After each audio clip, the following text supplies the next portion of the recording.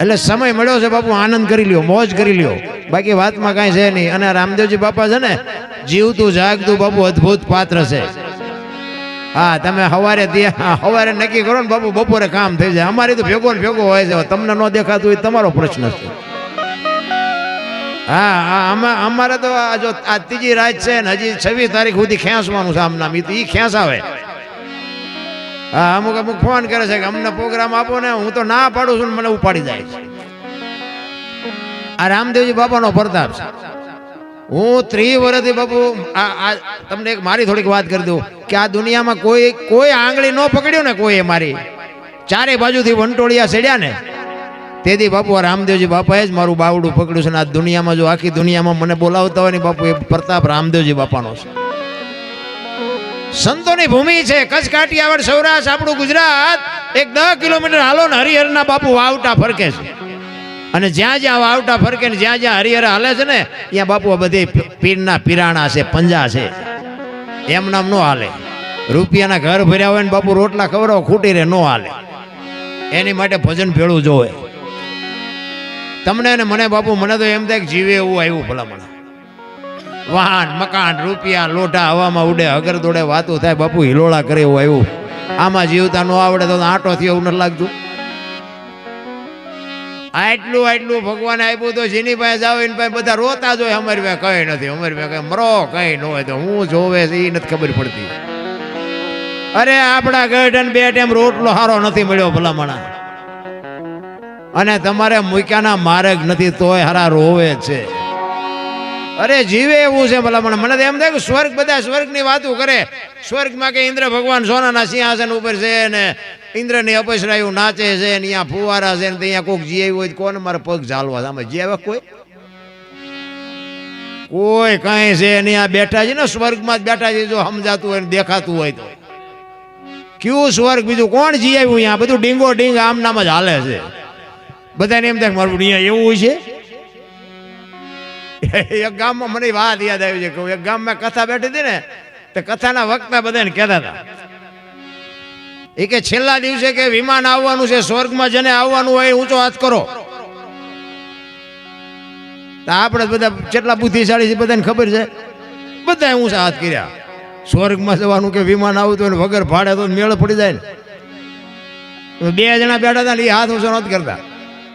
બધા તમે આમ જોવો ને ચારે બાજુ ઓલા વક્તા બાપુ બેઠા હતા ને બધા જોયું કે લગભગ બધા ઊંચા હાથ કર્યા. 2 જણા ઊંચા હાથ નહોતો કરતા ને, તે કોકે પૂછ્યું કે તમારે નથી આવવું? એ કે આમાં નથી આવવું. એ કે અમે કે આ ગામના જમાઈ છીએ કે આ બધા જાય એટલે કાંઈ સ્વર્ગ જ છે. હવે મને તેમ થાય કે આખું ગામ ડફોળ કહેવાય, એ 2 ડાયા કહેવાય. તમને કેમ લાગે? કોક કે કાંઈ આમ છે લઈને બસ હાલતું થઈ જવાનું, અને કોઈને કઈ જડ્યું હરિદ્વાર વાળા કે દ્વારકા જવું, સોમનાથ વાળા કે પાવાગઢ જવું, તો હાથ ઊંચા છે. નથી દેખાતું? ઘરે માન બાપ રોટલા વગીને નથી દેખાતું? મારી એક જ ભલામણ છે, મા બાપને હાચો વ્યસનથી આગારો કુટુંબ પરિવારમાં એકતા રાખો બાપુ. જિંદગીમાં કોઈ દી મોળો દીધ ન ઉગે. માન બાપ જેવા બાપુ જીવતા જાગતા ભગવાન ક્યાંય છે જ નહીં.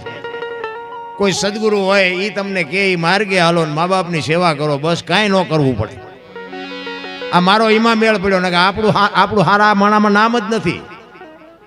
અહીંયા હજી કોઈ પ્રોગ્રામ કરાવે પણ ઓછા કરાવે, અહીંયા આઈને પણ નથી બહુ કરાવતા. જોકે હવે તો આ બધું શું, આ વીડિયા વાળાનું કામ સારું છે એટલે આપણે આ બધા દેખાડે ને, આ બધા અત્યારે અમુક જોતા છે. આજ વાળું નહીં કર્યું હોય, આટલું બધું જોઈશે એટલે આ પડદા ઉપર લખ્યું હોય તો ખબર પડે કે આમાં જો ક્યાં જઈને આટલા બધાને ભેગા કરીને બેઠો છે. એ હળગતા છે અહીંયા કે આપણું હારા માણામ નામ જ નથી. આપણે મંદિરે નથી ગયા, આપણે કોઈને સીતારામ નથી કર્યા, આપણે કોઈને 10 રૂપિયા નથી આપ્યા, પણ મા બાપને હાચવાને એમાં આપણો મેળ પડી ગયો.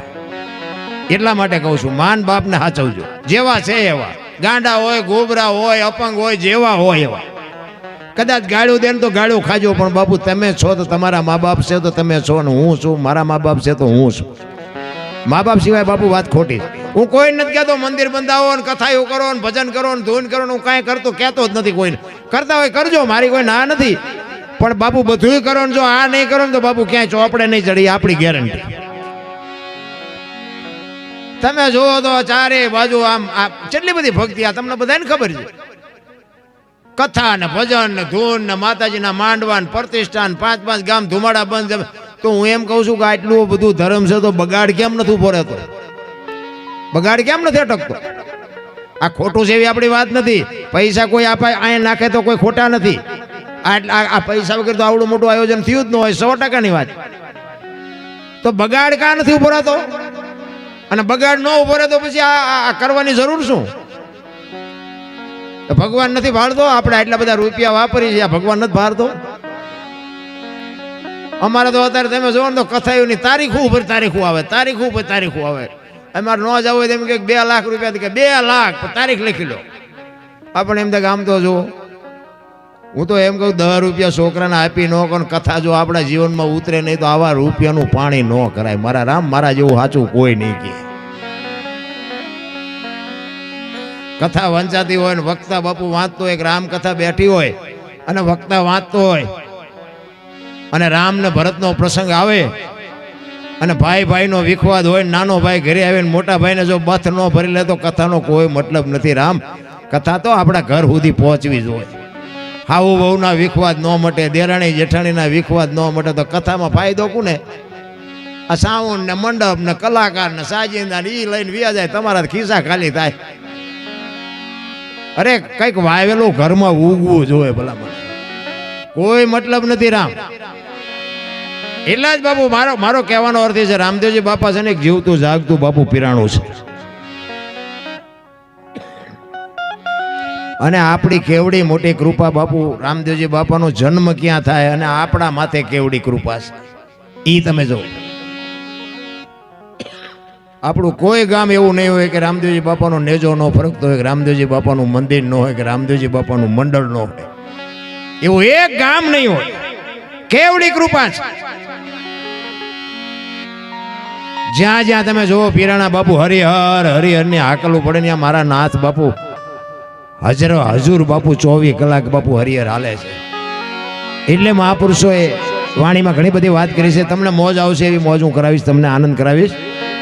પણ કઈક હાકલો બાપુ કઈક ઊંચો હાથ કરતા રહેજો, અમને એમ થાય દોણામ જાય છે. પછી તમે હલો નહીં હાવ તો અમને એમ થાય કે અમને શું જોતું હોય છે. અમે એક જગ્યાએ ગયા હતા ને, આટલા જણા ભેગા થયા હતા. ઓ હલેક સલેક હોય. અમે 2-3 જણા હતા.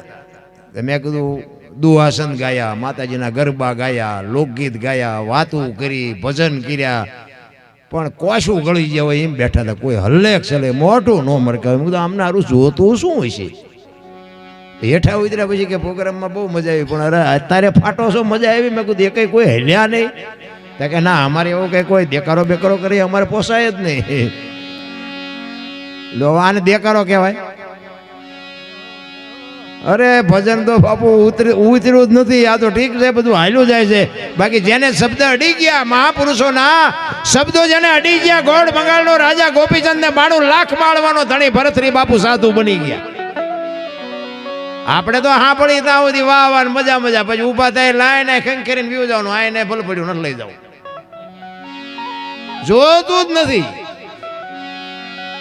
એટલે બાપુ હરજી બાપુ વાણીમાં કહે છે, સીતારામ હાચો રે ધણી રે મારે રામ દે રે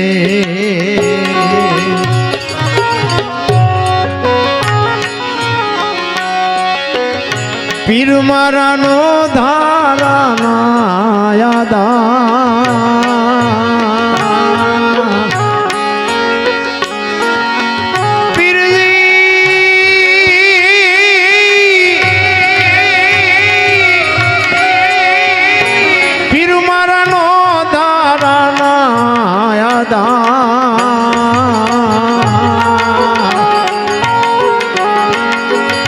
હાચો ધણી રે મારે રામ દે